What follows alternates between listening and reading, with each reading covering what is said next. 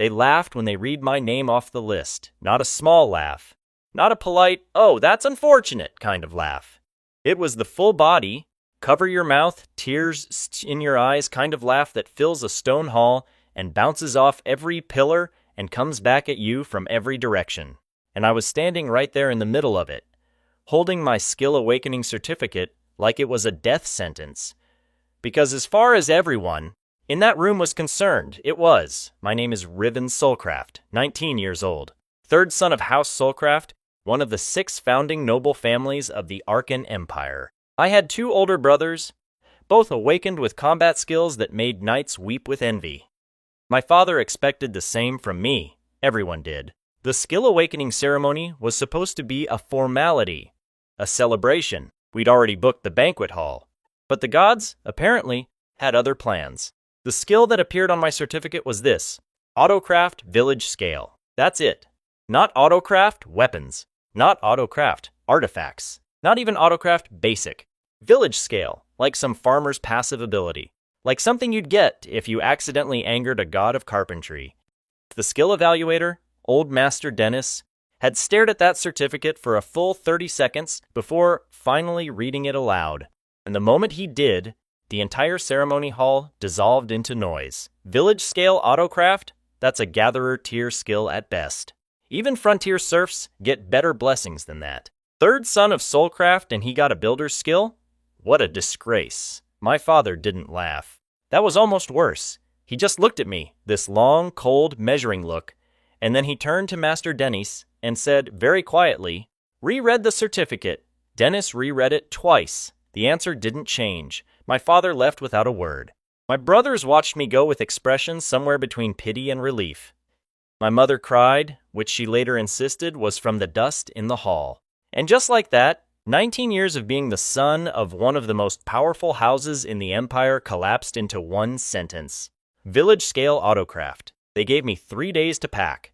Then they gave me a carriage, a wagon of basic supplies, and a land grant so worthless it was basically an insult written in ink. A stretch of dead frontier territory called the Ashfen Reaches, a crumbling plateau of gray rock and dying scrub brush in the far northwest, surrounded on 3 sides by mana-dead wasteland, and on the 4th by a cliff that dropped 200 meters straight into fog. The only thing the Ashfen Reaches was good for was making people who'd been sent there feel extra bad about it. I had one companion, Mira, my personal maid, who absolutely should have requested reassignment but didn't, because she was either deeply loyal or deeply stubborn or some combination of the two that I still haven't fully figured out.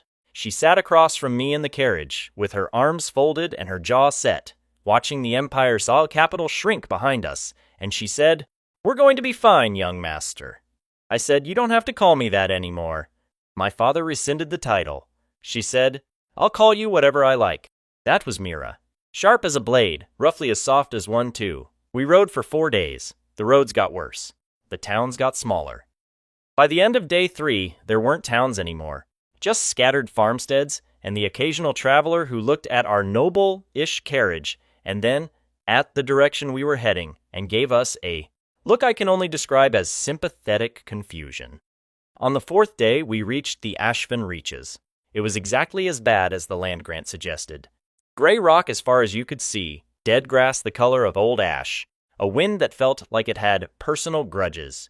The plateau itself was roughly 2 kilometers across, sitting at the top of that enormous cliff, with nothing around it except wasteland and sky.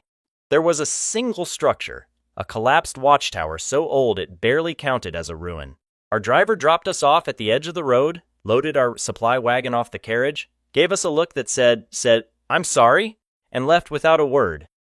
Mira looked at the plateau. She looked at the collapsed tower. She looked at the gray rock and the dead grass and the screaming wind. "Well," she said, "we have a lot to work with." I appreciated the optimism. I also knew she was lying through her teeth. I sat down on a rock and looked at my skill. Village Scale Autocraft. I'd read the basic description 3 times since the ceremony, and each time it gave me less than the time before. The description was almost insultingly brief. Automatically analyzes local resources and conditions, constructing optimal structures to support village-level population. Scales with skill level and available materials. Scales with skill level. Great! I was level 1. My scaling was going to be spectacular. I pressed my hand to the ground. I wasn't even sure if that was how it worked. I'd never seen the skill described in any textbook. It was too obscure, too low tier to even warrant a manual. But the moment my palm touched the gray rock of the Ashfen Reaches, something happened. I felt it before I heard it. A deep, bone-level vibration, like the whole plateau was waking up from a very long sleep. Then a sound like 1,000 gears turning at once, low and rhythmic and impossible, rising from the earth itself. Then the ground shook, not violently but deliberately, the way something moves when it knows exactly what it's doing. Mira grabbed my arm. Riven, what is that? That wasn't a question. She was too busy staring to inflect it as one. The rock was moving, not crumbling, not collapsing. Moving, folding, reshaping itself with a precision that had no business existing in a dead stretch of wilderness. Stones drew themselves up from the ground in smooth arcs and clicked into place like puzzle pieces that had been waiting centuries for someone to assemble them. The collapsed watchtower didn't just repair, it dissolved and rebuilt, taller, with better geometry. The dead grass dissolved into soil analysis, and from the soil, foundations appeared. Clean, perfectly leveled foundations for structures I hadn't even asked for. A wellhead pushed itself up from a water source 30 meters underground that I had no idea was there. Timber appeared. I didn't understand where, and when I checked later, I found the skill had located a buried seam of ancient fossilized wood 6 meters down and converted it. A storage structure formed first, then a small dwelling, then a workshop, then a second dwelling. It took 40 minutes, from barren plateau to a functioning 5-building hamlet in 40 minutes. I stood there in complete silence for a long time. Mira was also silent, which was genuinely unusual. Finally she said, Riven, yeah, your skill is not weak. I looked at the buildings. I looked at the well. I looked at the workshop that was already, and I still cannot fully explain this, producing a low hum like it was running, some internal process I hadn't initiated. I think, I said slowly, the certificate might have been underselling it. The first week was exploration. I walked every meter of the plateau, and my skill walked with me, this constant quiet presence at the edge of my perception, cataloging. It was like having a second brain that only thought about infrastructure and was completely tireless about it. I'd look at a section of rock and feel the skill analyzing mineral composition, load-bearing capacity, potential thermal properties. I'd look at the cliff edge and feel it calculating wind patterns, updraft strength, structural anchoring requirements for hypothetical edge builds. That phrase showed up in my perception so many times in that week that I finally stopped and paid attention to it. I stood at the cliff's edge and looked out. Below, fog, 200 meters of vertical drop and then fog, and beyond the fog, what I knew from maps was the Ashfen Valley, a mana-dead wilderness that nobody used for anything. I felt the skill pulling at my attention like a dog pulling at a leash, and I finally let it run. The analysis it produced was staggering. The cliff face itself was a single massive formation of compressed mana stone, the kind of stone that doesn't just sit there, it absorbs ambient mana from the atmosphere and stores it. The plateau was sitting on a reservoir of compressed atmospheric mana that had been building for centuries with nobody on top to use it. And the skill, my supposedly weak village scale, farmer tier skill, was telling me it could use every single bit of it. What are you planning? I said out loud, which probably looked strange since I was talking to a skill. The skill, being a skill, didn't answer in words. It answered in a sensation. A blueprint dropped into my mind like a stone into still water, and I stood at that cliff edge for a long time, staring at nothing, while the blueprint rippled outward in every direction, and I slowly understood what my skill was proposing. Not a village, not a town, not even a city on the ground. A city that didn't touch the ground at all. I should have sat down when I felt that coming. I didn't. My knees nearly went for me anyway. The proposal was technically insane. Using the mana stone foundation of the plateau as an anchor point, threading mana conduits down through the rock and into the valley's fog layer, and then, using the stored mana as lift, raising an entirely constructed city off the surface of the plateau and suspending it in mid-air. The plateau itself would become the base. The city would grow upward and outward from it, hanging in the sky above the Ashfen Valley, untouchable, unreachable, answerable to nobody. The skills assessed it as feasible. That was the word it used in my mind. Feasible, I said, out loud again. Feasible is not the same as sane. But I was already nodding, because the thing was, I'd been exiled. My family had thrown me into the least useful piece of land in the Empire specifically so that I would fail quietly and not embarrass them further. And the skill they'd laughed at was looking at that exact situation and saying, I can work with this. It took 3 months to lay the foundations for Phase 1. Phase 1 wasn't the flying. Phase 1 was infrastructure. My skill was fast, genuinely, unreasonably fast, but a city doesn't go up in an afternoon.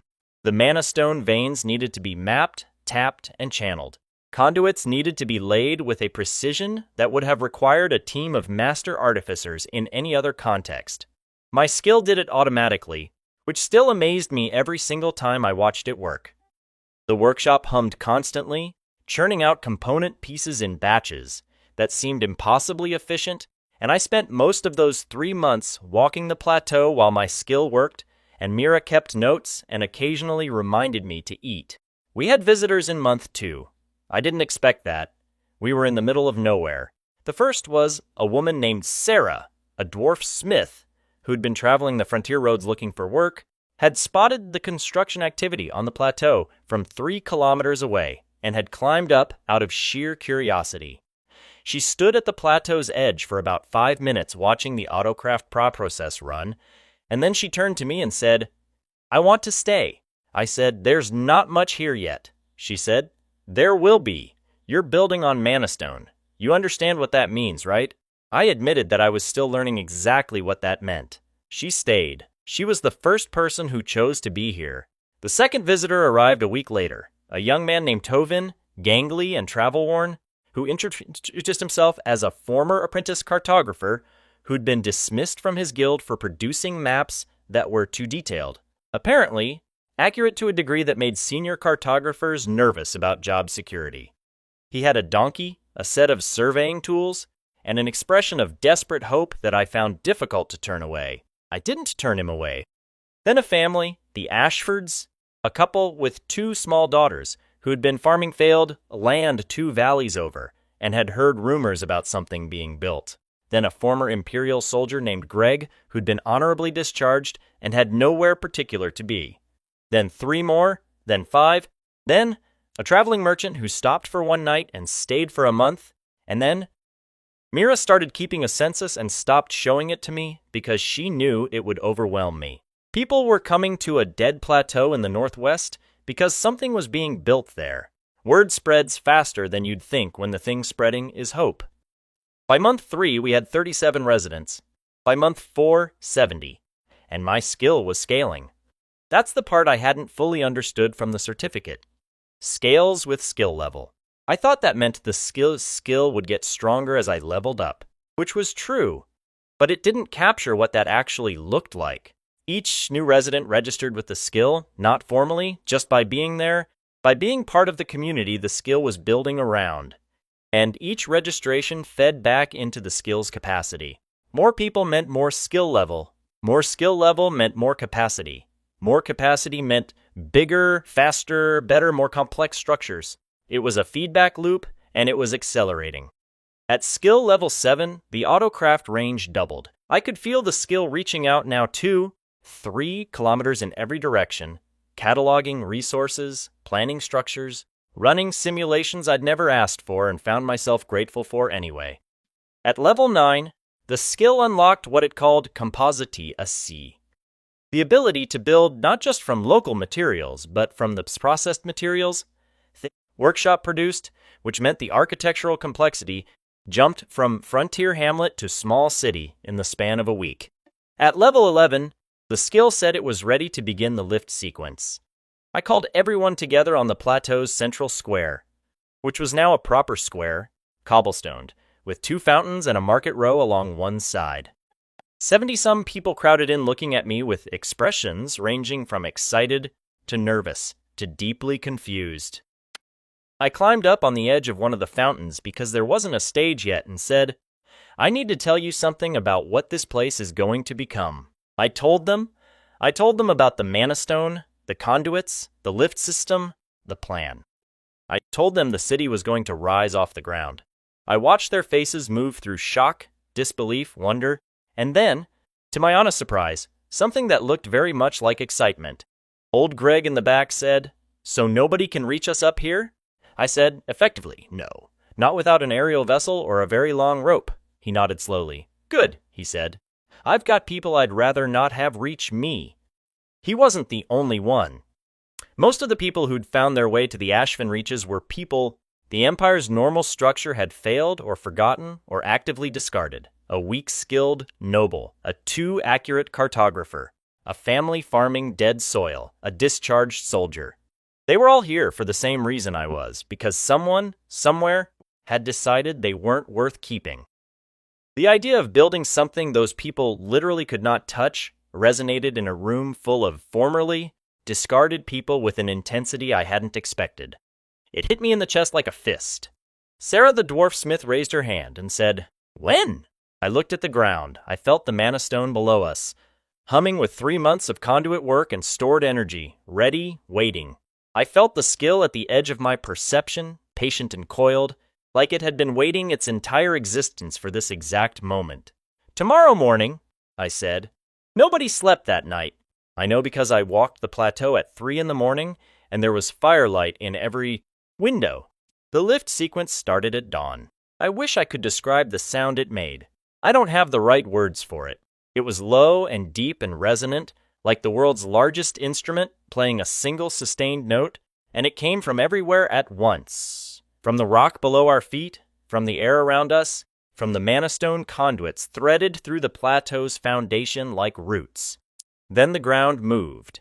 Not like the first time, not like construction, slower, more momentous, like a sleeping thing finally choosing to wake, and then impossibly, insanely, absolutely not something that should be real. The plateau rose, not fast. A meter a minute, maybe less. But the fog below us began to recede, which meant we were moving above it. And that meant it was real. It was happening. We were actually going up. Sarah grabbed my arm with both hands and didn't let go for 5 minutes. Tovin was running between the edges of the plateau, looking over every side, trying to document this with his surveying tools, and laughing so hard he could barely hold the instruments. The 2 little Ashford girls sat on the edge of the central fountain, with their feet dangling, watching the ground drop away below them, completely silent with awe. We rose for 6 hours. At the end of it, the Ashfen Reaches plateau hung 300 meters above the valley floor, supported by a lattice of mana stone conduit energy that the skill had taken 3 months to engineer. The fog was below us. The sky was above us.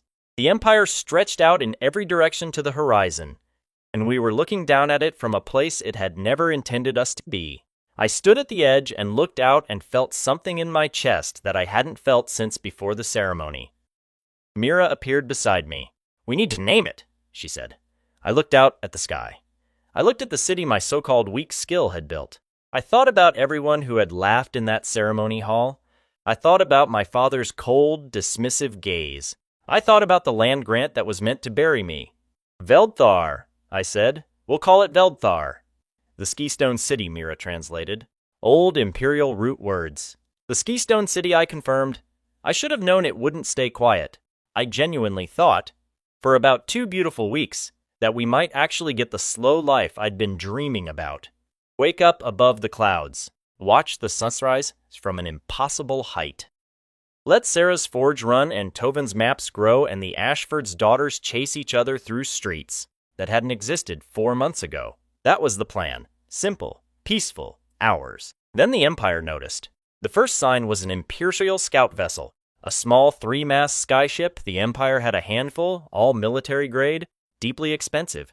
It appeared on the eastern horizon and came to a halt about 400 meters away, just staring at us. I watched it from the edge of the plaza. It hovered there for nearly an hour, and I could only imagine the conversation happening aboard it. "Is that a flying city?" "It appears to be." "Who built it?" "We don't know, sir." "Well, who lives in it?" "We really don't know, sir." It left without approaching. It came back the next day with 3 more vessels. I still hadn't received a single official communication. No letter. No imperial seal. Just ships circling at a respectful distance watching. Sarah said they were trying to figure out if we were a military installation. Greg said they were trying to figure out how to explain to the Emperor that someone had built a flying city in a dead stretch of frontier land without using any known imperial skill classification. I said both. Then 2 days after the 4-ship observation, a message arrived. Not by carrier bird, by individual imperial courier, which meant someone had rented one of those very expensive courier sky ships specifically for this delivery.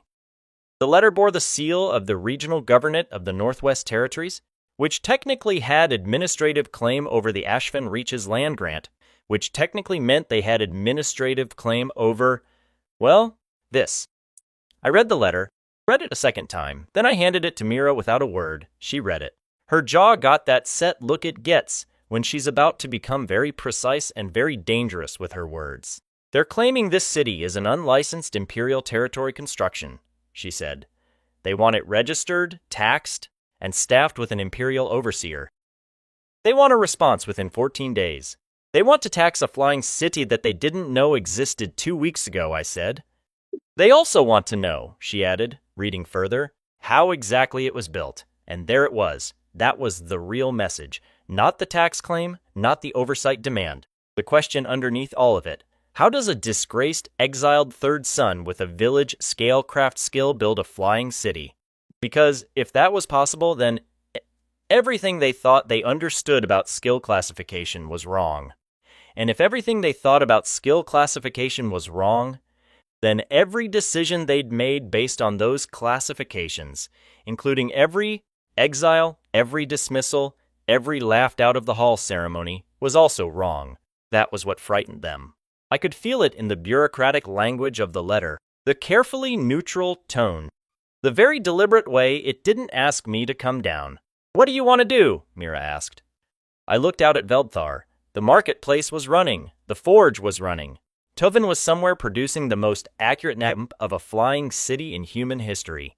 The Ashford's daughters were learning to read in a schoolroom that hadn't existed 5 months ago. 80-some people were going about their days in a city that had no right to exist. We write back, I said, politely. We acknowledge their letter. We tell them we're reviewing the request. And then, I looked at the skyline. I felt the skill at the edge of my mind, already running its next set of analyses, already cataloging the new materials that Sarah's forge was producing, already planning phase 2 with the quiet confidence of something that had never once doubted what it was capable of. And then, I said, we start building the second tier. The letter reached the regional governor. Then it reached the capital. Then, 3 days after that, a completely different kind of message arrived. Not from the governor, not from an overseer, from the imperial court itself, bearing the eagle and flame seal that hadn't been used for unofficial correspondence in my lifetime. The message was brief. It said that a representative of the imperial court would be arriving to assess Veldthar's status and the nature of its construction within 7 days. 7 days. I looked at the skill. The skill looked back, metaphorically. Mira said very quietly, we have 7 days, Riven. I know, I said. So either we explain what you are, and they try to bring you back under the Empire's thumb, or we don't explain, and they try to force the issue. Or, I said, and I felt the skill flicker at the edge of my awareness, warm with something that felt almost like anticipation. We spend 7 days becoming something they can't afford to force anything on. She stared at me. 7 days. My skill runs continuously. I said, it doesn't sleep. 7 days of autocraft at current level is. I paused. Feeling the calculations moving through my mind unbidden, the skill helpfully providing context I hadn't asked for but absolutely wanted. It's not nothing. 7 days. I called the council. We had a council now, a small one, because that's what happens when you build a city. You end up governing it whether you meant to or not. Sarah, Tovin, Greg, Mira, a trader named Oswin, who'd become our unofficial logistics coordinator. I laid out the situation. The Imperial Court representative coming. The Empire's interest to understand what Veldthar was. The possibility that understanding was a polite word for controlling. Greg said, "What do we do?" I said, "We build." 7 days of autocraft at level 11, drawing on the fully charged Manastone reservoir, with Sarah's forge running day and night and Tovin's surveying providing precision data the skill could actually use. The output was something I had to stop and stare at every morning, because I couldn't quite believe the progress from the day before. The outer walls of Veldthar went up in 2 days. Not decorative walls, functional, massive, 3 meters of processed manastone that the skill had decided, without my asking, would have interesting properties for anyone attempting to land on them without permission. The second tier broke ground, the skill's term for what happened when you expand vertically on a floating city. On day 3, and rose fast, an upper district of clean lines and sky-facing architecture that made the whole city look like it was still in the process of reaching upward toward something. On day 5, the skill did something new. I was walking the morning patrol, a habit I'd picked up from Greg, just a slow walk around the city's perimeter in the early hours, when I felt a shift, a new sensation in the skill's background hum. Different from construction, different from analysis. I stopped and paid attention, and the skill dropped another blueprint into my mind, and this one was not infrastructure, it was defenses, not weapons. Not weapons in the traditional sense. The skill, which was, I would always need to remind myself, a village-scale craft ability, had looked at the situation, looked at the Manastone reserves, looked at the city it had built, and decided that what a village-scale city apparently needed was a network of atmosphere disruption arrays that could, if activated, create a localized mana interference field around the entire floating plateau. A field that would, by the skill's quiet and matter-of-fact assessment, cause any vessel attempting to approach at speed to have a very bad time with its levitation, systems, defensive infrastructure. The skill had invented defensive infrastructure without being asked. I stood there in the early morning light, looking at blueprints for something that had no business existing in a village skills repertoire, and I said aloud, "What exactly are you?" The skill didn't answer. It never answered. But it pulled my attention, gently, the way it always did. Back to the blueprint, and the blueprint showed an activation timeline. Complete in 48 hours. The Empire's representative arrived on schedule, a skyship, larger than the scout vessels, bearing court colors. It docked at the platform the skill had helpfully constructed for exactly this kind of arrival, on the outer edge of the city, attached to the wall, but separate from the main streets, designed to allow visitors to arrive without walking straight into the heart of the city. I went to meet them alone. Well, alone except for Mira, who constituted an entire tactical unit by herself in most situations. The court representative was a woman named Duchess Vane Orell, middle-aged, sharp-eyed, dressed in imperial traveling clothes that still somehow managed to look like a uniform. She stepped off the skyship and stopped for a moment to simply look at Veldthar. Just look at it. I watched her face move through the same sequence I'd seen on every new arrival. Shock, disbelief, assessment, and then land somewhere else. She landed on respect. Reluctant, complicated, professional respect. She turned to me. "You're Riven Solcraft." "Yes," I said. "Third son." "The one they—" She stopped. "The one they exiled for a weak skill," I said. "Yes." She looked at the city behind me. She looked at me. "The skill that built this. The same." A very long pause. "The Emperor," she said, "has questions." I nodded. "I expect so." "The Empire has no record of a village skill producing anything remotely approaching." She stopped again, gesturing at the skyline. "No," I said. "I don't imagine it does." Another pause. The wind moved between us. Somewhere in the city, Sarah's forge was doing its morning run, a steady rhythmic sound that carried. Duchess Vane looked at me for a long moment with those sharp, assessing eyes. And then she said something I didn't expect. "How much of this is your skill, and how much of it is you?" The question stopped me, because I'd never been asked it. The skill was the skill, and I was me, and I'd never really... I looked at Veldthar, at the city we'd built, at the people inside it, and I thought about all the decisions. The moment I'd touched the ground in the Ashfen Reaches and let the skill run, the choice to stay when Sarah arrived, the choice to take in Tovin and the Ashfords and Greg, the census Mira kept and the council we built, and the 7 days of deliberate construction that had turned a hamlet into a city with defensive arrays. The skill had built every stone, but every choice had been mine. Both, I said. She studied me. Then she pulled out a document, a long, formal document bearing the court's seal, and held it out. I took it. I read the first 3 lines. My heart dropped. Not in a bad way. In a way that felt like standing at the edge of something enormous and only just now understanding how far down it went. The document was a proposal for independent city-state recognition.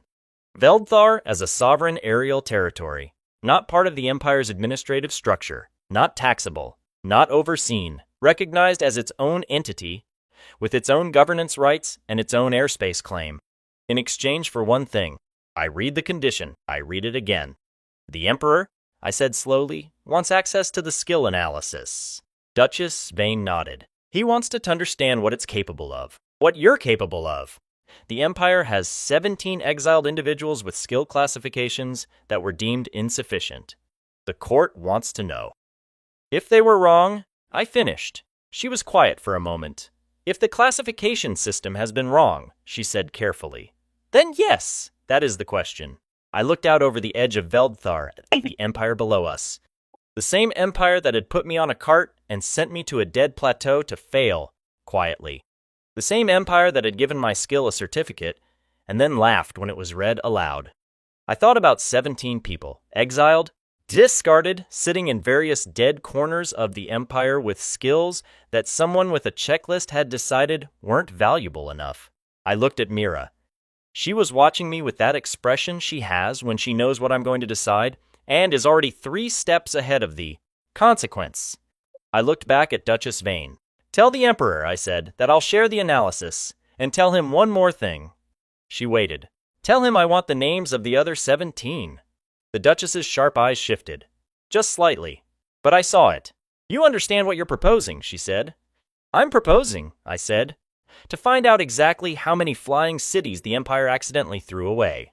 The wind picked up. Below us, the Ashfen Valley fog rolled in slow patterns. Above us, the sky was clear and absolutely enormous. And somewhere in the depths of my perception, the skill was running its calculations, quiet, relentless, patient, already preparing for something that neither the Empire nor I had fully imagined yet. It had started as a village. It had become a city. It had risen off the ground and into the sky and out of reach of everyone who had ever decided it wasn't worth anything.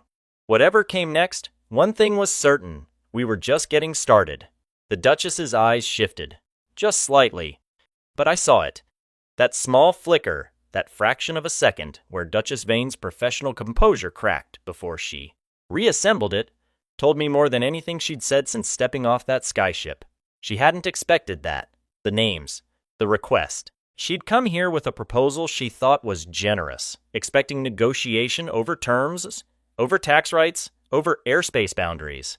She had not come here expecting the exiled third son of House Solcraft to already know there were others. You understand what you're proposing, she said. I'm proposing, I said, to find out exactly how many flying cities the Empire accidentally threw away. The wind moved between us. Below Veldthar's edge, the Ashfen Valley fog rolled in slow, indifferent patterns. The forge was running its evening cycle somewhere behind me, that steady rhythmic sound that had become the heartbeat of this place. The Duchess looked at me for a long moment with those sharp, measuring eyes, and then she did something I hadn't predicted. She put the independent city-state document back inside her coat, not rejecting it, filing it. There was a difference. I'll relay the request, she said.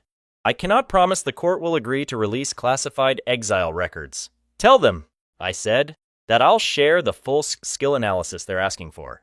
Everything. How the mana stone works, how the lift functions, what the autocraft range looks like at current level. Complete transparency. I paused. In exchange for 17 names. She studied me for another long beat. Then, she nodded once, sharp and professional, and turned back toward her skyship. I watched her go. Mira appeared at my shoulder, so quietly I didn't hear her coming, which was normal. She already has authorization to agree, Mira said. I glanced at her. You think? She filed the document back into her coat without hesitation. She didn't say she needed to consult anyone. She said she'd relay the request. Mira's voice was precise and dry. That's diplomatic language for I'm going to wait 3 days and then send you. Exactly what you asked for, so it looks like I had to fight for it. I looked at the skyship as it pulled away from the dock platform. So she came with the names already. She came with the names already, Mira confirmed. The question they actually wanted answered was whether you'd ask for them, whether you knew to ask. A pause. You did. I turned that over. The Empire, sending someone to test whether the exiled son with the embarrassing skill had figured out the larger pattern.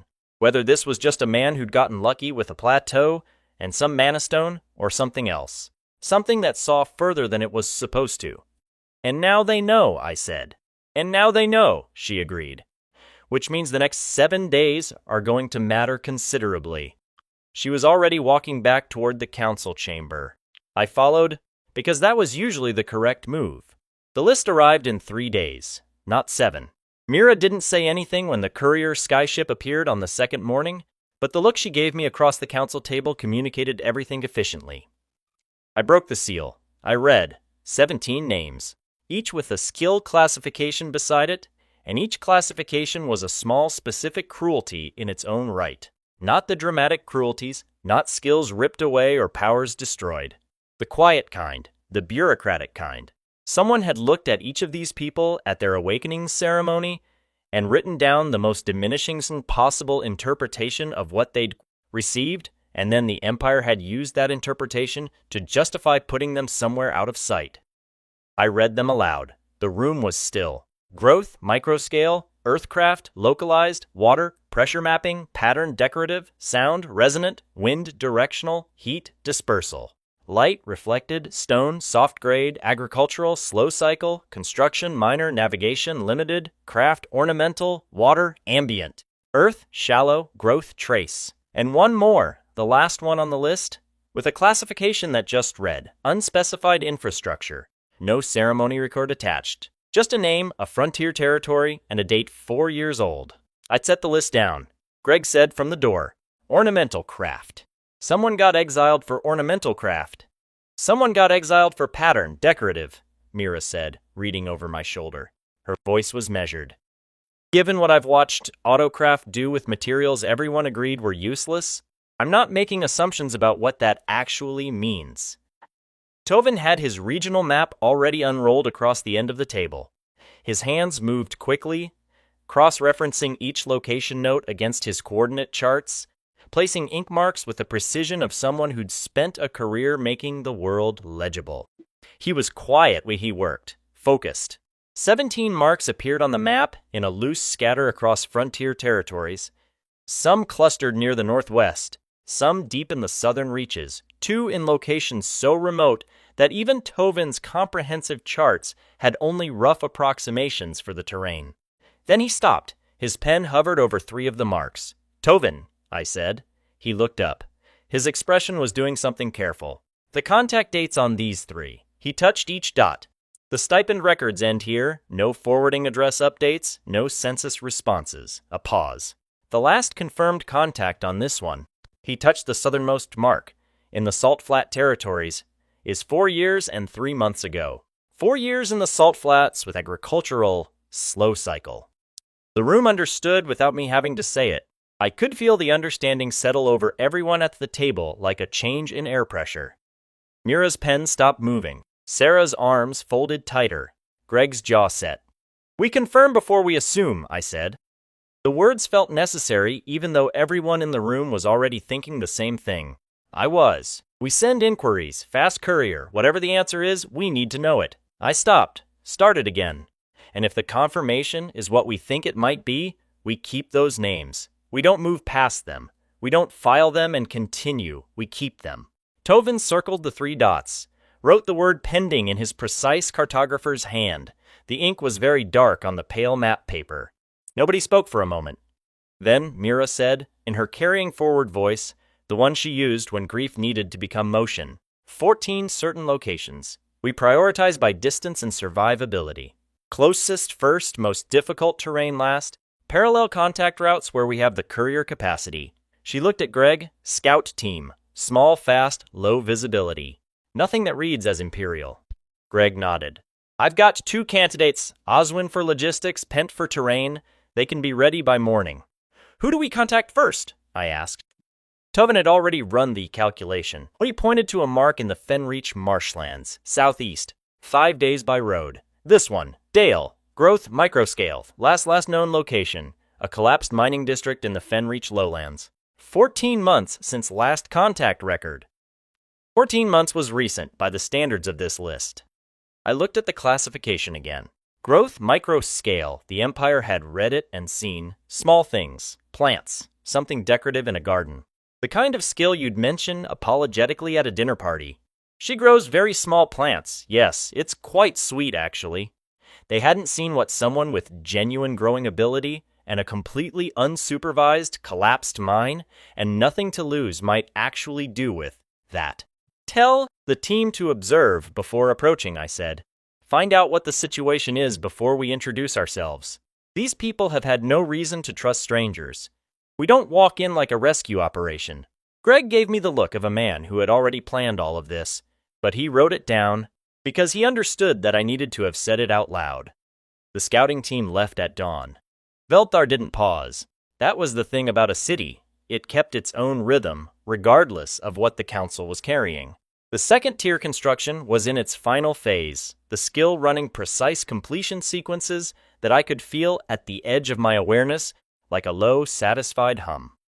Sarah had been pulling successive nights in the forge with the new secondary manastone samples, a vein the skill had, identified during the original lift sequence with a composition distinct from the primary reservoir. She emerged on day 4 with the look of someone who had found something interesting and was still deciding how alarmed to be. The secondary vein material responds, she said, setting a small sample on the council table. It looked like manastone. It had the same gray-silver surface texture. But there was something in it, a faint internal quality, almost a directional quality, like the stone knew which way it wanted energy to move. The primary manastone stores, passive, collects ambient mana and holds it. This material doesn't just hold, it channels, actively, like the difference between a cistern and a pipe. The skill stirred. More than stirred. It pulled at my attention in the specific way it did when it had already formed conclusions it wanted me to catch up to. Your skill, Sarah said, watching my face, is doing that thing where it already knows, isn't it? It already knows, I confirmed. She sighed with the profound patience of a dwarf smith who had spent a career working with difficult materials, and had simply added a skill with independent opinions to the list. What's it planning to do with it? I let the blueprint drop into focus. A new structural layer, not upward, for once, downward. Through the plateau base, threading the secondary manastone in conduit lines through the existing formation, creating a processing layer beneath the city's current foundation. Not new living space initially, infrastructure space. A tier that sat inside the manastone itself and used the directional properties of the secondary material to manage the city's mana flow with a precision the current system couldn't reach. It wants to build down, I said. Sarah blinked. Into the manastone formation. Through it! Using the secondary material as conduit lines. A long pause. How long? I checked the timeline the skill was projecting. 6 weeks for the primary conduit network. The living space expansion would follow. She picked up the sample piece and turned it over in her hands. Forged, calloused fingers reading the material the way a smith's hands always did. Gathering information through touch that eyes couldn't catch. Tell it to leave the forge access points where they are, she said finally. I'm not moving my equipment again. The scouting team returned on day 8. Greg met me at the platform with an expression that was holding multiple things at once, and I had learned enough to wait until we were in the council chamber. Doors closed, everyone present, before asking. The waiting was one of the harder skills I'd had to develop. Not everything should be asked in a corridor. She's alive, Greg said. The thing in my chest that had been holding for 8 days released. Tell me everything. Oswin told it the way he always did, methodical, factual, without editorial comment, which made every detail land with its full weight. They'd found the mine district without difficulty. Old tin operation, decades abandoned, the main shafts collapsed or near collapsed throughout. The homestead the census record listed was exactly what I'd feared it would be. Empty, weather-broken, uninhabitable inside a year of her arrival. She hadn't stayed at the homestead. "She's 300 meters into the eastern shaft," Oswin said. "A section that by any conventional structural assessment of those old workings should not be holding. The roof should have come down years ago." He paused. "It hasn't, because the walls are covered." "Covered," I repeated. "Plants, growth, but not." He stopped, working through how to describe something his vocabulary wasn't quite built for. Not wild, not moss taking over abandoned space. The growth is structural. Every surface, the ceiling, the floor, the walls, the support columns. Covered in interlocking plant systems so dense and precisely configured that the organic material itself has become the load-bearing element. The original mine supports are almost incidental at this point. Another pause. I've walked through forests. I've walked through ruins that nature reclaimed. This was neither. It was designed. Every centimeter of it was placed with intention. The skill was doing something in the back of my mind. Running analysis at higher frequency than usual, which only happened when it encountered something genuinely new. I let it run. "Microscale," Mira said very quietly from her seat. Not a question, just the words, turned over. "The light," Greg added. He said it like he'd been waiting to say it and had been figuring out how. 300 meters underground, Riven? No torches. No mana lamps. The growth produces its own light.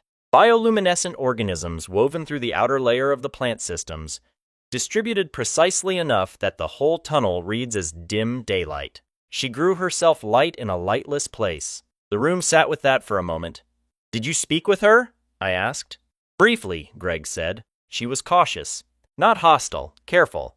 Long time alone, strangers at the door of the only safe space she has. She wasn't going to hand us trust because we knocked respectfully. A beat. But she listened. She asked questions. Smart questions. Specific ones. She wanted to know if it was imperial. I told her it wasn't. She wanted to know who built it. I said the person who built it was the one who'd come himself if she agreed to a second visit. And something happened at the corner of his mouth. On Greg, it counted as a smile. She said she'd think about it. Then she asked how high the city flies. I looked at Mira. Mira looked at her ledger. "We go back," I said. "Not a scout team. I go. 4 days to the Ashfen Reaches marshlands by platform raft. Slower than the scouting team's road route, but the raft drew less attention and looked nothing like an imperial vessel which mattered. Greg navigated. Mira came, because she always came when it mattered. And there was never a conversation worth having about it. The marshlands received us with the particular indifference of ecosystems that have decided that humans are temporary. The mine entrance was where the notes said it would be. The tunnel beyond it was where things became something else entirely. The skill came alive the moment we passed the first 30 meters. Not with alarm, with recognition. The cataloging sensation ran at a frequency I associated with significant discovery, pulling information I hadn't requested and filing it with an urgency that told me it was finding this as remarkable as I was. Load distribution in the organic material. Moisture cycling through the root networks. Airflow management from fungal systems threaded through the upper rock layers. The bioluminescent organisms. 12 distinct species by the skills count, each placed at calculated intervals to create consistent light diffusion without heat accumulation. This wasn't a person who had survived in a mine. This was a person who had engineered a mine into something the mine's original builders couldn't have imagined. She was waiting for us in the yurt chamber. Younger than I'd pictured, mid-20s, dark-haired, with the particular quality of someone who had spent a long time alone and had made peace with their own company without losing the ability to read other people. She looked at Greg with recognition. She looked at Mira with rapid assessment. She looked at me with the expression of someone deciding how much to reveal and how quickly. "You're the one with the flying city," she said. "Yes, village-scale autocraft." The classification in her mouth had a texture to it, like she'd thought about what that phrase meant and what it didn't mean. They told me at my ceremony that microscale would never produce anything practically significant. The evaluator said, a brief pause. He said ornamental at best. I looked at the living architecture surrounding us, at the light she had grown in a space that had no right to have light. At the structural forest holding collapsed rock in place, through biological precision, the evaluator, I said, was wrong. The shift in her expression was small, but it was real. I know, she said. I just needed someone else to say it. We stayed 3 hours. Long enough to understand the full scope of what she had built. The food cultivation. Alcoves where 6 plant species grew in coordinated succession, each supporting the next cycle. The air management system she'd developed from mycelial networks in the upper rock. The water collection architecture threaded through the root systems, pulling moisture from the rock itself and cycling it through the growth in a closed loop that required no external input. Closed. Self-sustaining. Complete. The skill was running its analysis with the focused intensity of something that had found a reference point it hadn't had before. And then it did something that stopped me mid-step in the tunnel. It dropped a blueprint. Not for Veldthar. Not for any structure I'd imagined. A blueprint for what happened when Dale's skill and Veldthar's mana stone formation were in proximity. An interaction diagram. 2 skills finding resonance through a material medium. Her growth responding to the mana-rich stone. The mana-rich stone responding to the biological systems. A combined effect that neither skill produced independently. I looked at the tunnel walls. At the growth covering every surface. She noticed me looking. Something? A thought, I said, about what your skill might do somewhere with more material to work with. She was quiet. Then, how much mana stone? A city's worth, I said. The offer I made was simple, because Sarah had been right that it didn't need to be complicated. I told her what Veldthar was. I told her who was there and how they'd gotten there. I told her about the list and the names and what we were trying to understand about what skills could do when they were given room instead of a collapsed mine in the middle of a marsh. And then I told her the choice was entirely hers. How many on the list? She asked. 17, I said. Originally. She caught the word. Her eyes were very sharp. And now? We're confirming some locations, I said carefully. She looked at me with the directness of someone who had spent over a year in a space where reality didn't soften itself to be comfortable. Some of them are gone. Not a question. We're confirming, I said. She nodded, once, slowly. Give me a week, she said.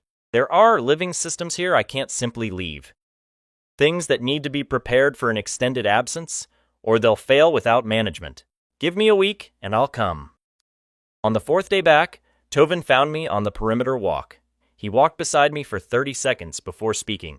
Tovin, who filled silence with observation and cartographic notation in virtually every other circumstance, walking beside me in complete silence for 30 seconds, told me everything before he said a word. 2 of the 3 pending locations confirmed. I stood at the edge of Veldthar and held that. The fog was below, the sky was above. 194 people were inside the city behind me, going about lives they'd built in a place that had no right to exist. 2 names on Tovin's map were going to move from the pending circle to something permanent. 2 people the Empire had looked at, classified, discarded, and never looked back toward. I stayed at the edge until I was ready to turn around. Back at the council table, I sat down. Nobody spoke. They were good at that. We keep going, I said. We find who we can. We do it right. I paused. And we keep those names. We don't process them quickly and move on. They stay. Mira opened her ledger and wrote 2 names in careful permanent ink.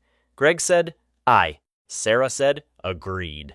The room was quiet for a moment that felt like it meant something. Then Mira turned to the next page, because that was what carrying forward looked like, and said, 13 remaining.